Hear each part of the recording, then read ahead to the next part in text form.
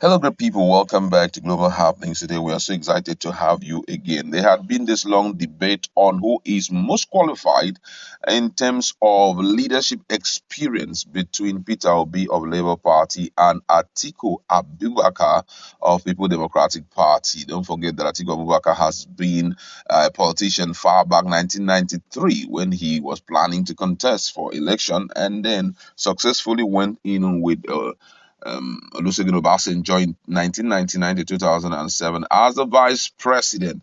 While the case of Peter Obi is he was a governor of Anambra State. Now, one of the minister of Buhari has come out to clear the air on who is most experienced among the two, even as he had also taken out time to talk about how sellable is Bola Ahmed Tinubu of All Progressive Congress. We are going to be looking at all of that in a jiffy. Now, according to the news, the Minister of State for Labor and Employment, Festus Keyamo, has declared that the Labour Party presidential candidate, Mr. Peter Obi, is ahead of the People Democratic Party (PDP) candidate Atiku Abubakar in terms of capacity and experience. Keyamo, the spokesman for the All Progressive Congress APC Presidential Campaign Council, made that assertion on Friday when he appeared on Channels TV.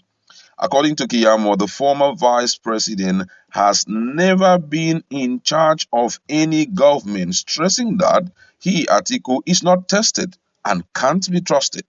He said, how are we going to hand the country to somebody who has never held a position, who has never shown capacity where he makes the final call?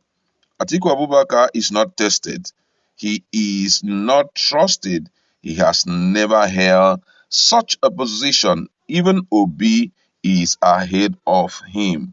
Meanwhile, in a related development, the Buhari Minister of Labor and Productivity, Festus Kiyamo, also said that All Progressive Congress APC presidential candidate Bola Ahmed Tinubu is the easiest candidate to sell in the 2023 presidential battle.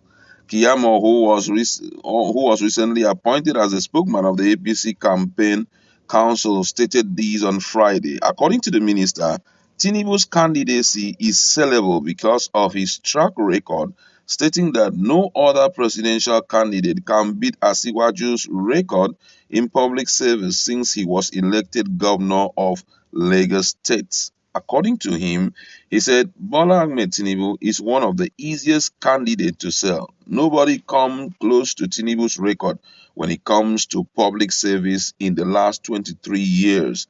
The minister also said President Muhammadu Buhari's government has created records worthy of emulation. He said there are records that this government has created that we are very proud of. I will not run away from them. This Asiwaju Bola Ahmed Tinubu has uncanny ability to improve whatever he meets in the office. This is really interesting. I'm telling you, very interesting news. Now, yesterday he was interviewed talking about the person of Kiyamo, and he made some of this statement. But then, if we have to look at the issue of capacity and also experience in leadership, and based on his first qualification, he said that Peter Obi is even better than Atiku Abubakar. The question is, what makes Bola Ahmed Tinubu on the grounds of capacity and experience? What makes Bola Ahmed Tinubu better than the person of Peter Obi? Because Bola Ahmed Tinubu has never held any office, though in the past he may have. But then, when we talk about democracy from 1999 till date, the only office he has held is the office of the governor of Lagos State. And even when someone will be talking about Lagos State as being a state that has these, that Bola Ahmed Tinubu did so much and so well in it, we have to also look at Lagos State from the perspective of revenue generation. Already, the place is stuck with businesses, and there is no way you can be in such a place and you will not perform superbly. Virtually every other Fashola was there. We saw what he did. Ambode was there. We saw what he. Sanwo-Olu also is there, and we are seeing everything these guys are doing. So for me, if it is based on years of experience and all of that, I think that I'll give it to Peter Obi, because one of the things that stands so apparent when it comes to Peter Obi is the fact that this man was very frugal in spending of public money. Yes. Now, if we leave the shores of just the experience and capacity and go to the area of age and health, I feel that Peter Obi is the most qualified because he is the youngest. He's just 61, and this same person had never complained of any health issue. He's been traveling to and fro, and every time you want him to be in any position at any place at a particular time for interview, he makes himself available, at least for as long as these guys have emerged as presidential candidates of their different political party. I can't remember the last time that we see Bola Ahmed Tinubu, being interviewed on channels, going to channels himself to be interviewed. Someone even came up, one of Nigeria's finest social activists came up and said a very tough, gave a very tough challenge to Bola Ahmed Tinubu. He said all what he needs to give Bola Ahmed Tinubu support is for him to sit for 1 full hour and be interviewed. I think Atiku Abubakar also kind of went through that same route also. Give 1 full hour live interview, no interruptions. Let's hear what will happen. And you will see that this man, health wise, cannot handle the country called Nigeria. We're talking about 200 million people, and we're not just talking about a country that is afloat in terms of finances, afloat in terms of economy, afloat in terms of security and all of that. We are talking about a country that has nosedived so bad that we are at the edge of the mountain, the foot of the mountain. So we need someone who can, who has capacity in terms of health, who has capacity in terms of mental health also, and experience to lift us from where we are to the mountain top. We do not want someone who, when it is time for interview, people will be telling him what to say. Sometimes if you've been watching a lot of videos that have been going around, you will notice that sometimes he gets hooked up somewhere. He can't go further than that. He's struggling. He's just struggling to correct a lot of things. And man, this is not how it should be.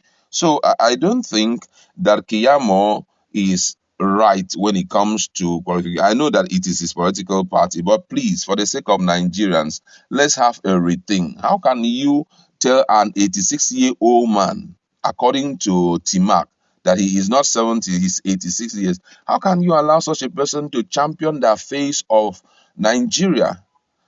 Jack Mark once said that he was giving classification on who and who should be leading. He said he gave us ranges. He said from 30 to 40, that's when you discover who you are. From 40 to 50, you consolidate on it, train people. From 50 to 60, you are now an advisor. From 70 above, you are staying with your grandchildren, enjoying your hobbies and all of that. And then we're looking at someone of 86 and looking at Nigeria, where we are, the state we have found ourselves, and you want him to come and rule. And then we are also hearing that the federal government is considering retiring people before the age of 50, some up to 60. And if you can retire a man who is barely 50 or 60 from public service, why then do you want to bring in a man who is up to 86 years to rule over Nigeria, which has about 36 states, have 774 local government, and have a population of 200 million people? The people that you are retiring from public service, these guys are only handling parastatal. Some of them are just secretary in their individual ministries. Some of them are in different agencies and all of that. And that agency, if you take stock of people who are there, they're barely up to 30 or even 40. Some as little as 4, 5, 6, 7, 8. And you want the people there to quit their jobs, but you are bringing in someone of 86. Let's begin to think, in this direction. That's why I like to leave it. Go to our comment section.